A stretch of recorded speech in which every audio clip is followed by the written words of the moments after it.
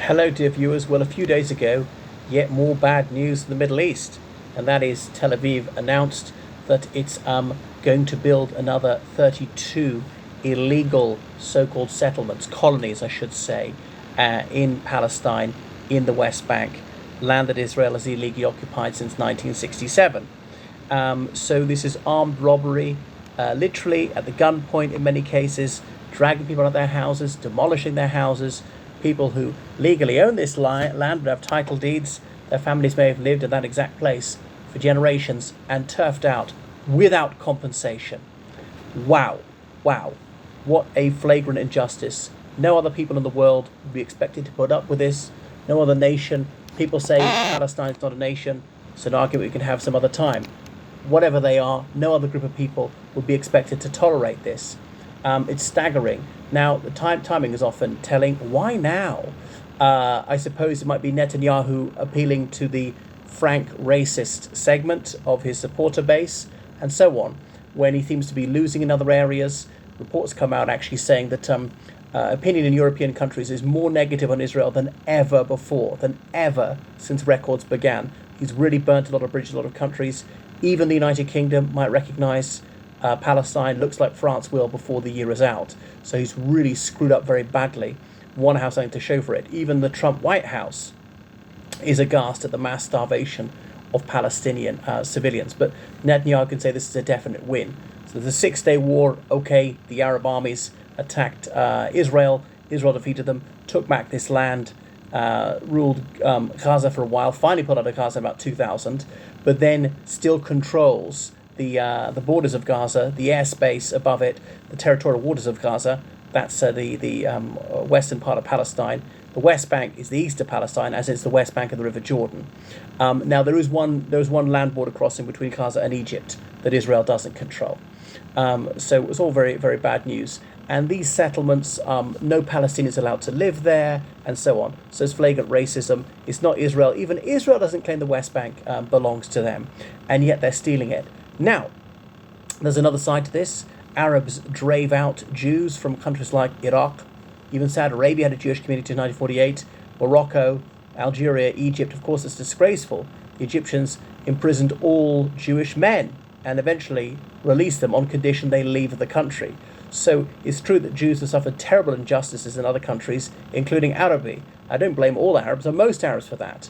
Okay, so what I would like is a restitution of property, a right of return for Jewish Israelis to Arab lands, for Palestinians back to Palestine, even the bit that's now Israel, and so on. They could become Israeli citizens. They could be Palestinian citizens living there. How about that? But no. So this is an agenda pushed by the most frankly racist members of the Netanyahu cabinet, Israel Katz and Bezalel Smotrich. So these are illegal under international law. Virtually everybody would agree with that. Katz saying they do this so that Palestine the state doesn't exist, because that would imperil Israel, almost though Israel hasn't imperiled Palestine. They took the Hamas charter calls for the destruction of Israel, which is very bad. I don't want to see. But Palestine's been effectively destroyed already. Over the last century or so, Palestine's lost about 90% of its land. You say it's not a nation, we want to be a province. Okay, if the Palestinians, if they wish to join Jordan, Jordan wants to accept them, fine. But neither side wants that. If they want to join Egypt, whether they could do that, but they don't want to join Egypt, Egypt doesn't want to join there. Whatever it is, they're not part of Israel. So it was the late and unlamented Ariel Sharon started this policy in the late 60s, create facts on the ground, seize locations of strategic significance, hilltops, water sources, and build these there. Over 160,000 settlements. Even the US government has asked them not to do this, not to expand them. They're doing that. They've created facts on the ground because there's some babies born in these settlements, and there might be the fourth generation born since 1967. They're born to a Haredi family who get married in their late teens, have children straight away. Goodness, so everything of valuable has been lost. That value has been lost to the Palestinians there. They've lost hope. They've often emigrated. Why so many Palestinians live in Jordan, have taken out Jordanian citizenship. Palestinians in Lebanon, working in Saudi Arabia, Kuwait, the UAE, Egypt, United States, United Kingdom, Republic of Ireland, very proud to say in Ireland, and so on. So, and that's it. So the Trump administration has often supported the expansion of these illegal settlements. Now, the Trump administration is very against illegal immigration unless it's into Palestine. And that really is when illegal immigration is dangerous. But okay, what do we do about those Israelis who are like the fourth generation born in the West Bank? And that's a dilemma that Israel's deliberately created. They could be made permanent residents of Palestine. They could be offered Palestinian citizenship. I don't know, but there's got to be the restoration of property. There's no rightful ownership of stolen property, and so on. And I include Jewish property that was stolen in Arab lands from 1948 onwards. So this is all very bad news. The utter humiliation of the Palestinians, just how cruel this is, just how blatantly unjust it is, just how racist it is. Because you're Palestinian, you're not a human being, you have no rights, we're just going to take it. Wow. Goodness. So the Palestinians controlling almost nothing of their land. And what would you do? You would resist, wouldn't you? What are they supposed to do? Just take it again? It's such a screaming injustice, and obviously they're American politicians who are cheerleaders for these crimes against the Palestinian people. All right, I'm not opposed to the existence of the State of Israel, and there are good things about the State of Israel. It's praiseworthy with regard to gender equality or gay rights, or they're democratic amongst themselves in their elections and so on. But that's no consolation to the Palestinians who bear the brunt of these terrible policies. So the president of the Palestinian Authority has said it's a dangerous escalation. And yes, it's going to be a driver of violence. Yes, it's destabilised the situation as well. So here we see an ultra-nationalist, chauvinistic, militaristic government in Israel led by the ultra-hawk Netanyahu, who never saw a war that he didn't like. Goodness. And he could have ended this war a long time ago.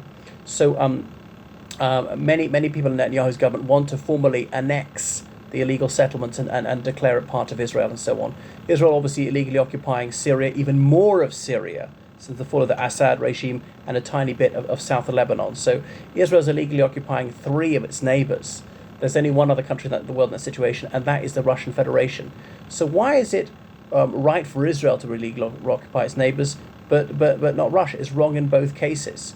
So the International Court of Justice said that these colonies, let's not call them settlements. I mean, the late Robert Fisk said settle's got a cosy feel to it. We all want to be settled. Colonies.